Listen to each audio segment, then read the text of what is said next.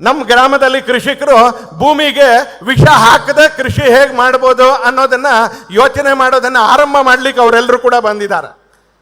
ನಮ್ಮ ಗ್ರಾಮದಲ್ಲಿ ಗೋವನ್ನ ಬರೀ ಹಾಲು ಕೊಡುವಂತ ಒಂದು ಪ್ರಾಣಿ ಅಂತ ನೋಡಿದೆ, ಗೋವನ್ನ ಒಂದು ತಾಯಿ ಅಂತ ನೋಡಿರ್ತಕ್ಕಂಥ ಸಂಸ್ಕೃತಿಯಲ್ಲಿ ವಯಸ್ಸಾದ ಮೇಲೆ ತಂದೆ ತಾಯಿಯನ್ನು ಹೇಗೆ ಸಾಕ್ತೀವೋ ಹಾಗೆ ವಯಸ್ಸಾದ ಮೇಲೆ ಗೋವನ್ನು ಸಾಕೋದು ಕೂಡ ನಮ್ಮ ಕರ್ತವ್ಯ. ಅದನ್ನು ಹೇಗೆ ಮಾಡ್ಬೋದು ಅಂತ ಚರ್ಚೆ ಮಾಡೋದಕ್ಕೋಸ್ಕರ ಅವರೆಲ್ಲರೂ ಕೂಡ ಇಲ್ಲಿಗೆ ಬಂದಿದ್ದಾರೆ.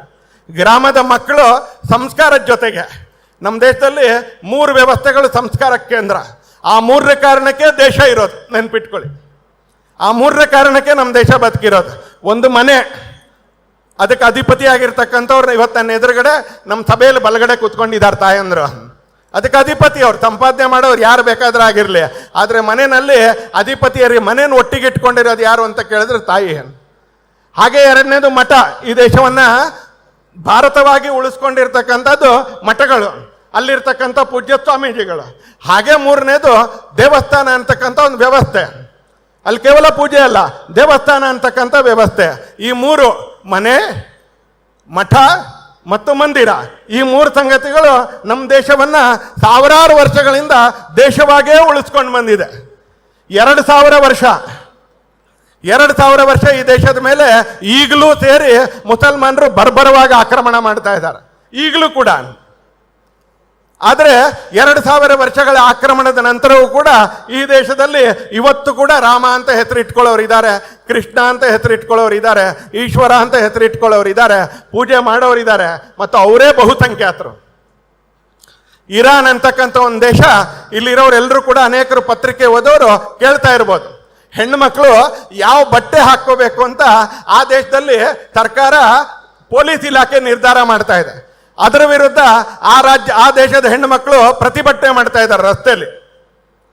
ಯಾಕೆ ಆ ಥರ ಆಯಿತು ಅಂತ ಕೇಳಿದ್ರೆ, 2000 ವರ್ಷದ ಕೆಳಗೆ 1100 ವರ್ಷದ ಕೆಳಗೆ ನಮ್ಮ ದೇಶದ ಮೇಲೆ ಹೇಗೆ ದಾಳಿ ಆಯಿತೋ ಹಾಗೆ ಆ ದೇಶದ ಮೇಲೂ ಕೂಡ ದಾಳಿ ಆಯಿತು.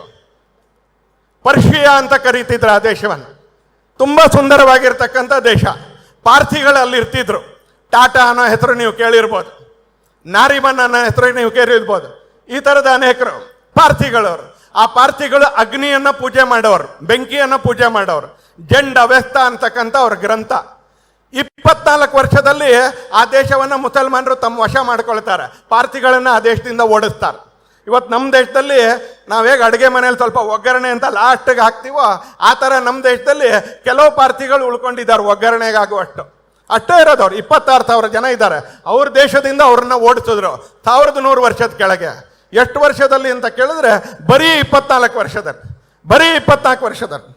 ಆದರೆ ನನಗೂ ನಿಮ್ಮೆಲ್ರಿಗೂ ಕೂಡ ಹೆಮ್ಮೆ ತರ್ತಕ್ಕಂಥ ವಿಷಯ ಅಂತ ಕೇಳಿದ್ರೆ, ಈ ದೇಶದ ಮೇಲೆ, ಭಾರತದ ಮೇಲೆ ಅಲೆಕ್ಸಾಂಡರ್ನಿಂದ ಹಿಡಿದು ಇವತ್ತಿರ್ತಕ್ಕಂಥ ಅನೇಕ ಮುಖಂಡರುಗಳವರೆಗೆ ನಿರಂತರವಾಗಿ ಈ ದೇಶದ ಧರ್ಮ ಸಂಸ್ಕೃತಿಯ ಮೇಲೆ, ದೇಶದ ಮೇಲೆ ಆಕ್ರಮಣ ಮಾಡ್ತಾನೇ ಇದ್ದಾರೆ.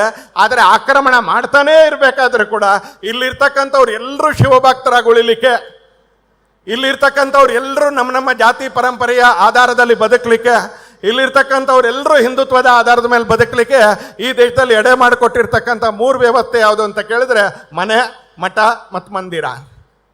ಇವತ್ತು ಆ ಮನೆಯನ್ನು ಉಳಿಸ್ಲಿಕ್ಕೆ ಇಲ್ಲಿರ್ತಕ್ಕಂಥ ಎಲ್ಲ ಪೂಜ್ಯ ಸ್ವಾಮೀಜಿಗಳು ನಮ್ಮ ಜೊತೆ ಚರ್ಚೆ ಮಾಡಲಿಕ್ಕೆ, ನಮ್ಮ ಜೊತೆ ಯೋಜನೆ ಮಾಡಲಿಕ್ಕೆ ಅಂತ ಬಂದಿದ್ದಾರೆ. ಯಾಕಂದ್ರೆ ಇವತ್ತು ಮನೆಯಾಗಿ ಉಳ್ಕೊಂಡಿಲ್ಲ.